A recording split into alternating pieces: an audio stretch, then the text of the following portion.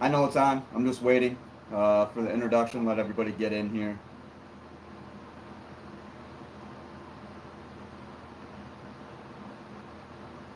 Don't see. Trying to tweet the video. All right, here we go. Let me tweet this, and we'll get into the regular spiel. If you watch my live streams, then you already know the deal. So, questions, comments, concerns.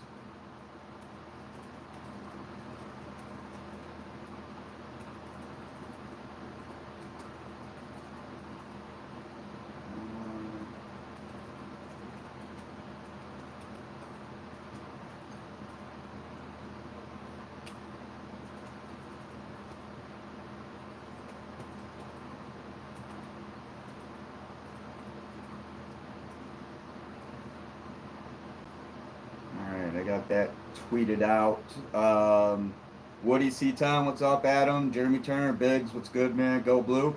I know you guys are, hey, you finally, Michigan fans, you finally got the play that you were asking for, right? I mean, from Cade. We've already seen a bomb from JJ earlier this year. You finally got the long passing touchdown, the 87-yarder to Cornelius. He actually threw a couple really nice balls. There was a pass interference on Gandy, and I think the other one was overthrown, or maybe just not in rhythm with the receiver. But Cade's got decent touch on the long ball, and I think that he showed that today. I think a lot of Michigan fans wanted to see that out of him. So 63-10 win for Michigan over NIU.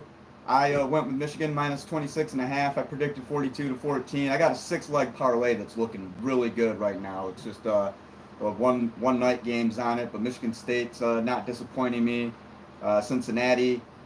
I was worried about Connecticut against Army. It was Connecticut plus 34.5, so I took it. Anytime a team's getting 34.5, I'm going to take it, and it didn't look like it. So, yeah, I got a 6-leg parlay that's doing pretty well, and Michigan football won me. I don't gamble big, but Michigan football doubled my money today, so won $100 off that. So I'll say go blue to that. Go green, actually.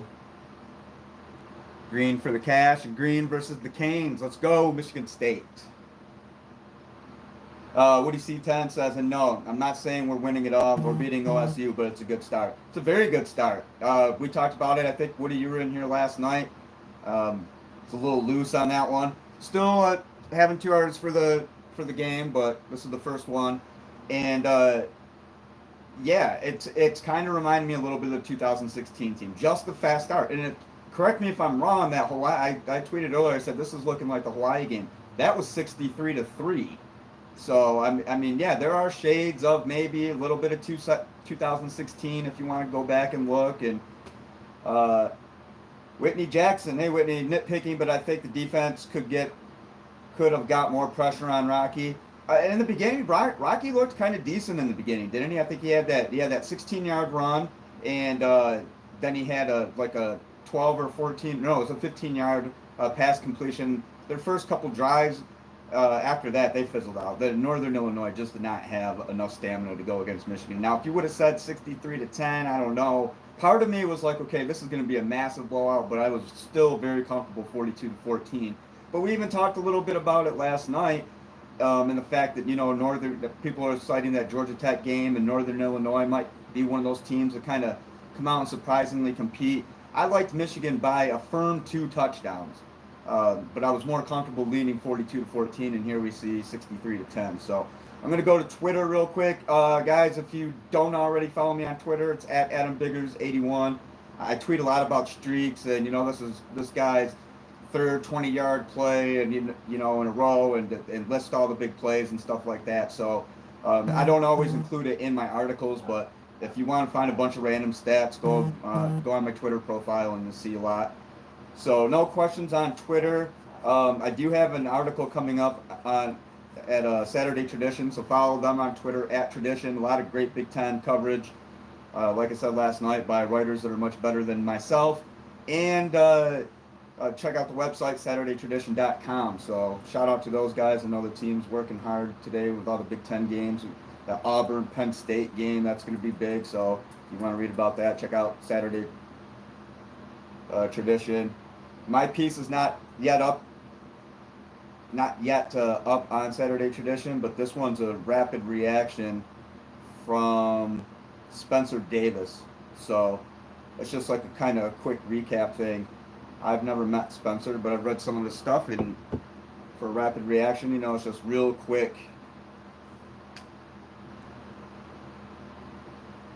When a game's already decided like this, I start writing, like basically at halftime, early third quarter, and just keeping notes, and then I kind of just piece it all together. So, AJ Henning, very impressive today. Very impressive. AJ, there's so many guys on this offense that they can do. I mean, and Blake Corum. Okay, well, I know we're gonna talk about Blake Corum, but AJ Henning's been really impressive. There's so many guys on this team that, regardless of how they get the ball in their hands, as long as they get the ball in their hands, you have to watch them. AJ is one of those guys. I think Roman Wilson might be one of those guys in some time, but AJ and Blake Corum definitely. Woody C10 says, years in the past, it wasn't always a for sure blowout against teams like this. Things are moving forward, it seems. I mean, you got to like 3-0. And I'll rattle off some stats. You guys want the game stats? You know how we usually used to do it. So total yards, a season high 606 for Michigan. Gave up a season low 208 to NIU. NIU rushed for 162, threw for 46. Michigan threw for 233, rushed for 373. It was a relatively clean game up until the end of the first half, late in the second quarter, and then, earlier in the fourth quarter. 5 penalties for 45 yards for the Wolverines, 6 for 56 for Northern Illinois. Let me see what else. Michigan was 9 for 9, all touchdowns on its first 9 drives. Let me see another stat, maybe 6 for 6 in the red zone. NIU was 2 of 2. So, yeah, I mean, if you guys want, you can look at the box score. The numbers tell the story of the game. The score does, but I think there's a lot more to break down, and we always do that. So, again, thanks for watching. If you're just joining, I'm Adam Biggers. I freelance for SaturdayTradition.com, at Tradition on Twitter, and I'm a former Michigan beat writer for various outlets, including Bleacher Report, Yahoo, Contributor Network, FanRag Sports. I think a lot of you guys remember me from either FanRag or Bleacher Report. And then Great Lakes Divide, my outlet that I had for a little bit. So I've been at Michigan a lot.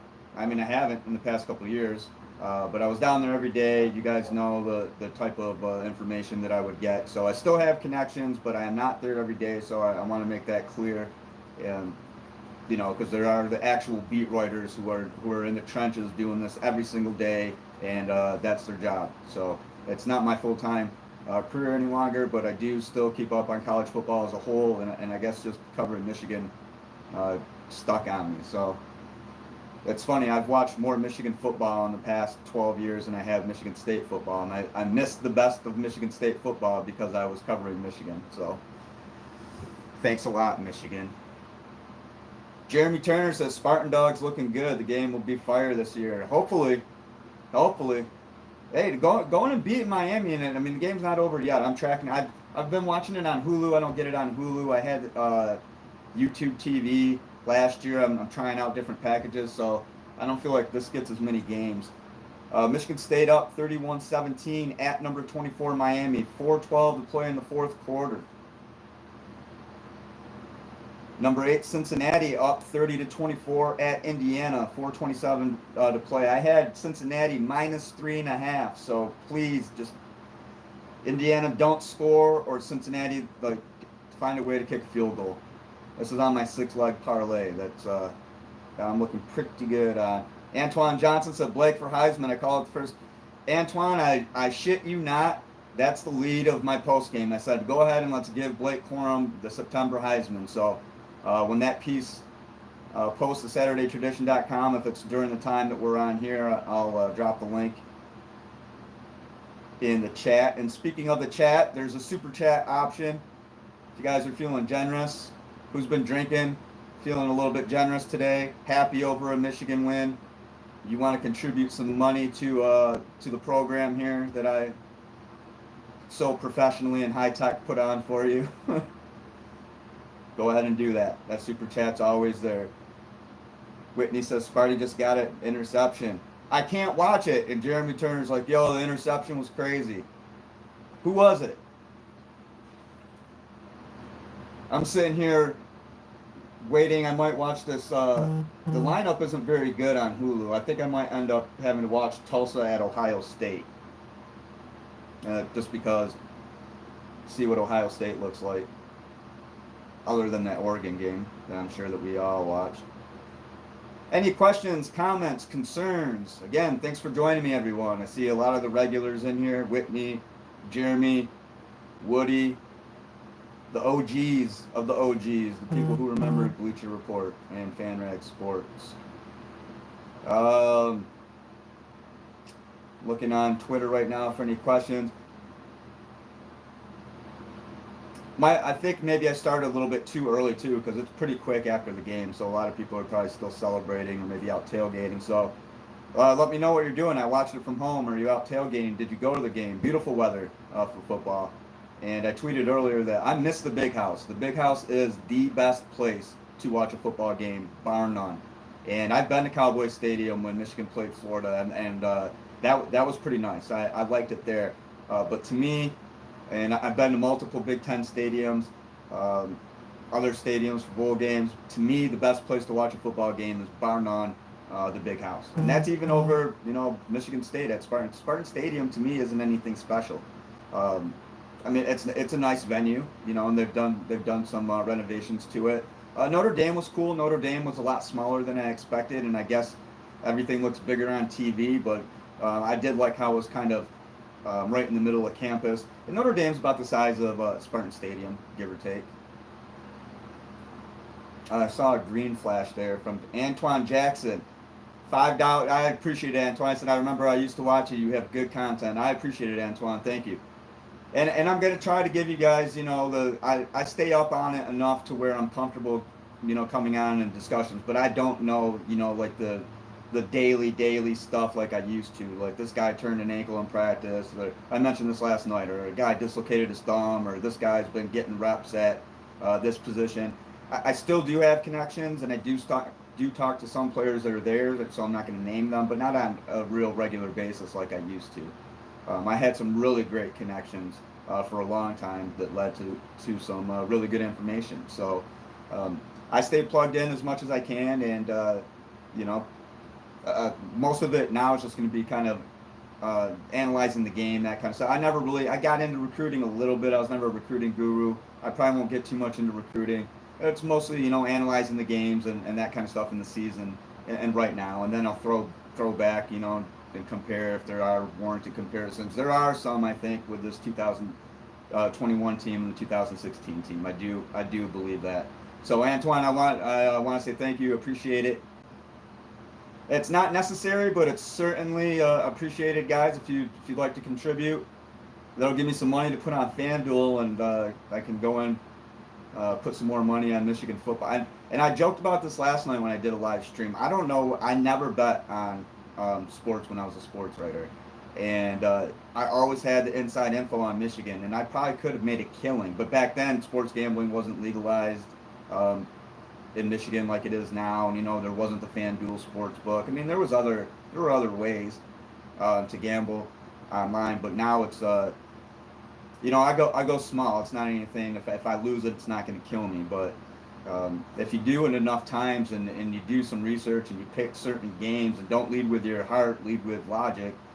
I did really well during the March Madness tournament. I turned $25 into like roughly $450. It was at least $400, and just screwing around, But I have a buddy. I used to work with a guy actually, and then I have a buddy in Indianapolis. Shout out to Israel Ellis if he's watching. He makes a killing on FanDuel, and he's betting on soccer, all this La Liga shit and stuff he doesn't even know about it, but he's getting the picks, and he's just going off numbers, and he's making money off shit he doesn't even know about. So that's what it is. It's just playing numbers. It's, I want to pick this team because I like this team. No, go with the numbers. Antoine says, do you have any idea why Michigan quarterbacks seem to regress under Jim Harbaugh? Is unintentionally selling fear to the quarterback? Can you find out through any well, I will say this. I mean, when Jed Fish was there, that was the ultimate passing game. Now Matt Weiss is the quarterback coach. It kind of remains to be seen what's going to happen there. but I don't think we ever saw like Shea's full potential. I think Shea doesn't really necessarily get enough credit. I mean, Wilton by far is the best quarterback that Harbaugh's had at Michigan, Rudock and Rudock and Spate, and Spate was a Hope guy, and Rudock was a transfer. So Wilton was 13-3 as a starter. Had Michigan right on the brink of the playoffs in 2016. I mentioned this last night. I don't want to keep going round and round, but that loss at Iowa was what cost them. It wasn't the loss at Ohio State. So J.J. McCarthy got some action today. He looked good. Jeremy Turner says if Michigan is going to hand it off more times, then they should not go with McCarthy, in my opinion. Bruce McGraw, hey Bruce, every game we play should be preparation for Ohio State. We need to blow out Rutgers next week too. Yeah. Well, and I mean, don't forget about Wisconsin. Wisconsin's going to be a tough one.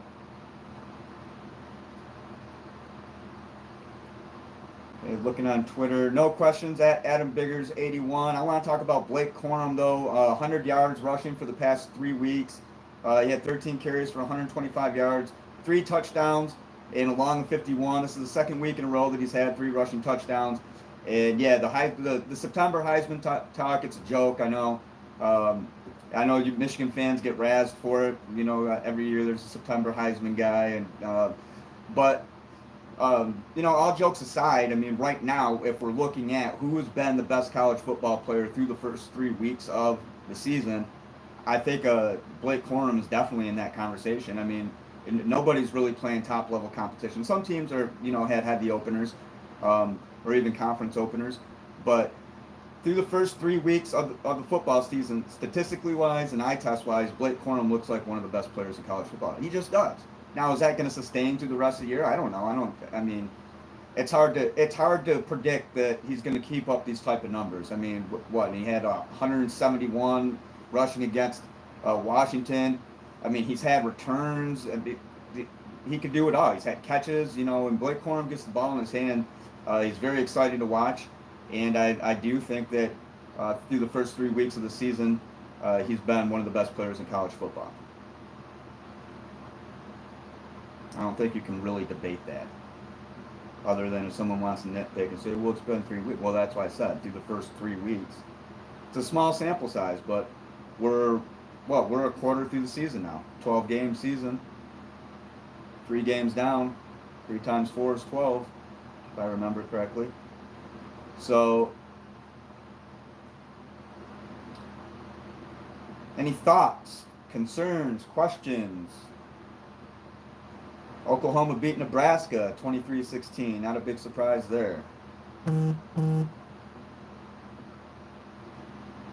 Waiting for this article to pop up, hopefully, so that way I can put the link in here. But again, the best way, if I don't put it in here, go ahead and find it on my Twitter, at AdamBiggers81. Saturday Tradition, at Tradition on Twitter, and SaturdayTradition.com is the website.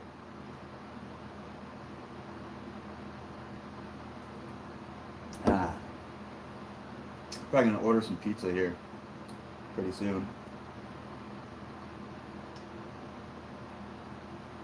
Alright, is this going to be a short one today? I think we went for about an hour last night and then my phone died. I like to keep these going long enough for discussion, but then, not too long to where it's just overkill. So I'll wait a few minutes and see if anybody else hops in here. Again, if you have any questions, if you want to know any stats, I'll go ahead and I'll put the link to my Twitter right here. Because like I said, I tweet a lot of stats that I don't necessarily put in the articles because sometimes they just don't fit. But, just for, trivia purposes, I guess, or just I've always been, big stat guy. So, if you just want some random stats, go to my Twitter. I tweet them all game.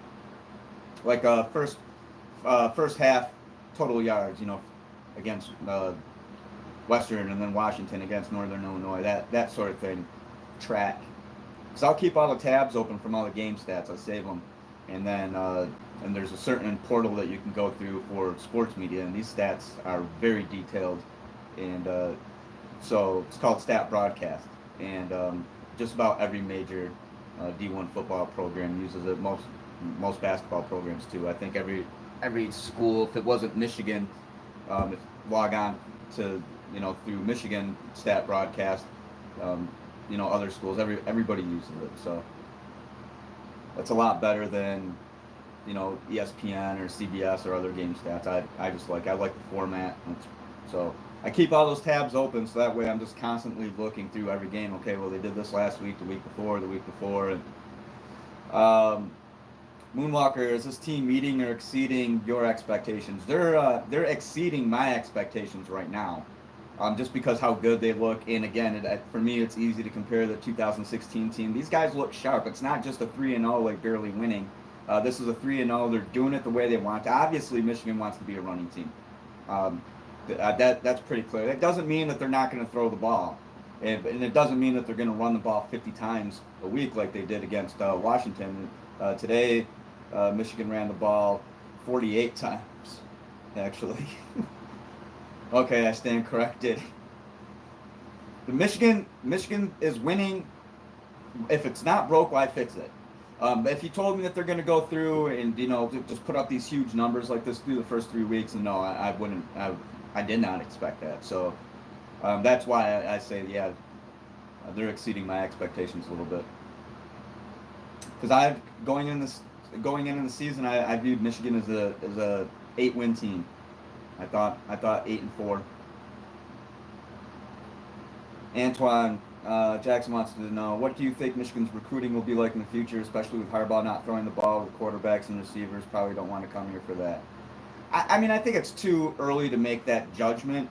And again, it's based on personnel too. I don't think Cade McNamara is the deep downfield gunslinger. JJ McCarthy is that guy. So I mean, I say let's reserve judgment, on how it's going to affect quarterback and receiver recruiting until we see it fully unleashed. And I know that we've been talking about this for years, and maybe that does, impact recruiting a little bit. But I mean, J.J. McCarthy was the number 2 ranked pro-style quarterback in 2021, and he still chose Michigan. So, and if you guys didn't catch that, I did have an interview with him, on the live stream. So, actually, I did a Zoom, I think. Yeah, and then I uploaded it to YouTube. So, just go on my YouTube channel and look. It was a good interview with him. He was coming to Michigan regardless. That was during the time where Harbaugh rumors were flying again, as usual.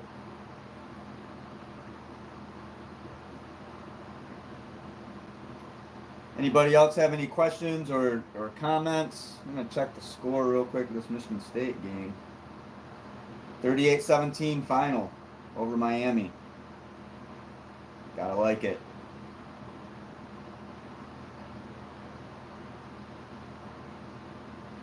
I remember you guys always used to ask me, because at my old house in the big room office, I had a ton of memorabilia. This house isn't as big, and I don't have really an area to put it out like that, like it did at the other house. But you always ask, I don't have any Michigan memorabilia, and I'm surprised nobody ever noticed this Michigan State football. And I think there's a Spartan bobblehead at one time. But I did find this. I think I showed it to you guys last time. I do have this. It's part of an old Big Ten helmet set. So this is the only, other than media material, this is the only thing with Michigan that I have in my house. Other than this rack back here, it's a bunch of media guides. But yeah, you won't find anything maize and blue in my house that wasn't given to me from Michigan. So on that note, well, it's a good day for everybody, right? If you're a Michigan or a Michigan State fan, it's a good day. Huge win for the Wolverines. Statistics were through the roof, and then Michigan State going on the road and beating number 24 Miami for the first time ever. So that's a big win too, program win. That's a statement win for Mel Tucker. I was really hard on Mel Tucker. I laughed off Mel Tucker. I said this is a disaster. Mel Tucker's just a coach until they find the next guy. But he seems to have Michigan State going along pretty well, and Kenneth Walker has been very impressive. the running back. And I talked about this last night when Michigan State, has had a lot of running backs over, the past decade plus, going back JU and Cedric and Edwin and Le'Veon Bell and Jeremy Langford. I mean, they just had a bunch of guys. And Kenneth Walker looks like he's the next in line. Let me go through the NCAA scoreboard real quick. Notre Dame sucks. Barely beat Toledo. 10-3 over Purdue right now. 4-12 until halftime. West Virginia beat number 15 Virginia Tech 27-21. Cincinnati, yes, thank you. They scored again, 38-24. My 16 parlay is doing real good right now. Thank you, Cincy. 38-24 at Indiana, a minute 48 to play. And I played for $5, right? A 16 parlay for $5. And the payout's $241. So as long as I think I'm covered on everything, as long as LSU plus 19, or I think I have Central. LSU can't win by more than 19 points. Put it that way. And then I'll hit on that. But I'm like, I don't know. That might be dangerous. And it's going Central, traveling. I just don't know. But it might be one of those games that's a little bit tighter than we think. LSU is going to win, but are they going to beat them by more than 19 points? Well, probably. And if that's the one that holds me up, I get 5 of 6. I'm going to be so pissed. Because, yeah. I'm going to be pissed. Now I just talked myself into a bad mood. I'm like, damn it, that's not going to happen. The line. Antoine Johnson says, my concern is Michigan gets cocky against the small schools running the ball, and we get to Ohio and have to throw it and can't because we haven't practiced at Ohio, and other schools will probably stack the line. I mean, that's a good point, but still, I think it's a little bit early. My thought is this, though. I mean, how much do you want to see it pass? I mean, do you want a balanced offense or do you want a pass-heavy offense? And I think Michigan. The key, Harbaugh has always stressed balance. And, yeah, it's off balance right now. It's predominantly run. But maybe just in the early goings, they want to see – I mean, I don't know. There's so many different ways that you can look at it and justify it. And are they not throwing the ball because they don't think that they can? I mean, I don't think that's the case. I mean, we've seen a little bit unleashed today. So I think it's just kind of slowly but surely. I mean, Cade McNamara is not a veteran by any means. I mean, he had like 2 starts coming into this year. He wasn't even, he didn't even start until Rutgers last year. So, I mean, he was the backup to Joe Milton. So, I mean, it's not like J.J. McCarthy is a true freshman. It's not like they have a veteran quarterback that they can just go in there with and say, okay, you know it, run it. I think it's ease in. So, okay, hey, let's, get the offensive line going a little bit and get the run block. I mean, if you don't run the football, period, I don't care how good you are through the air. If you cannot run the football effectively, you are not going to win games. So, the punters, win against Western's looking. Yeah, I took Western with the points 14. Who they play? But I took Western plus 14 in my 6-leg parlay. So I was kind of. I mean, some of these were like, you feel good if you hit on them and, like, oh, yeah, I know my shit. And then maybe sometimes you just get lucky. I'm not seeing that. Who did Western play?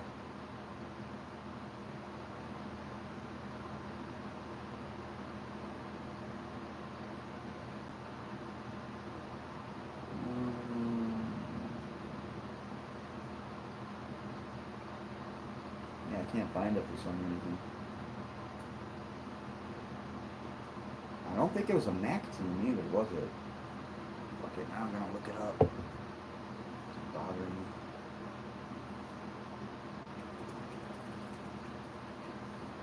Pitt, yeah. 44-41 final. But again, I had Western plus 14.5. So for me, they won 58 0.5 to 41.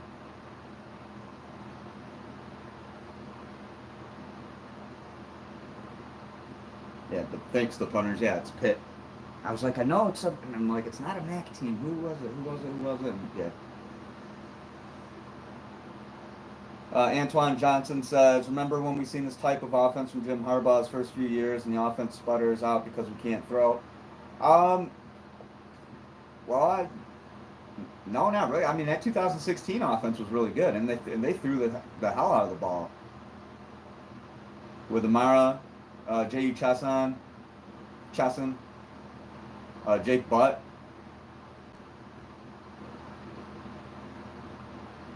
Maurice Ways was in there a little bit.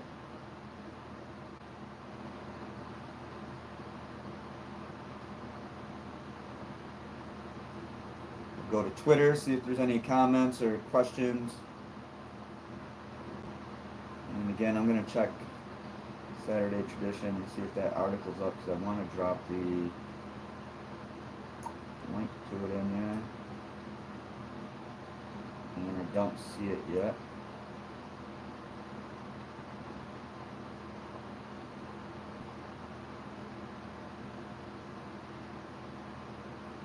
Okay, well, it looks like they're editing it. So I don't know, that'll be up. Any final questions or anything, comments? Thanks to the punters for joining. Antoine, Moonwalker, Bruce McGraw, Jeremy Turner, Whitney Jackson, Woody C10. If I missed you, it wasn't intentional.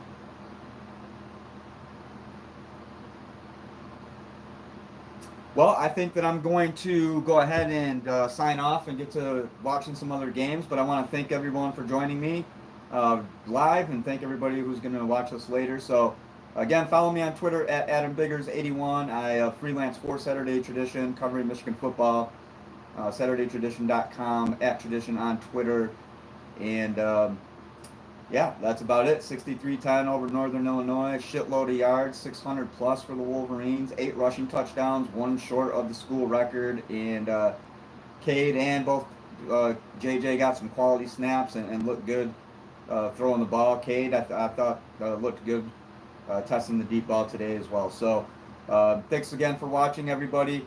I appreciate it. Oh, one final, Antoine says, I will say this, our defensive coordinator is way better this year. This guy actually zones when he's supposed to, unlike Don Brown. Yeah, the Don Brown, that fizzled out. It was such a hot start, wasn't it? That's a topic for another day. Such a hot start, and it, statistically, Michigan still had top 10 defenses on it, and then it just falls apart against, top competition. Bowl games, Ohio State, 2 years in a row, just so. But yeah, we can talk about that. If you guys have any other questions, feel free to hit me up on Twitter at AdamBiggers81. Again, read my stuff at Saturday Tradition, @Tradition on Twitter, SaturdayTradition.com. Thanks for joining me. Enjoy the rest of your Saturday, and enjoy the Michigan 63-10 win over Northern Illinois. And I guess we'll do this again next weekend for Rutgers, and keep an eye on my stuff throughout the week at Saturday Tradition. So thanks a lot, guys. Have a good one. I'll talk to you next time.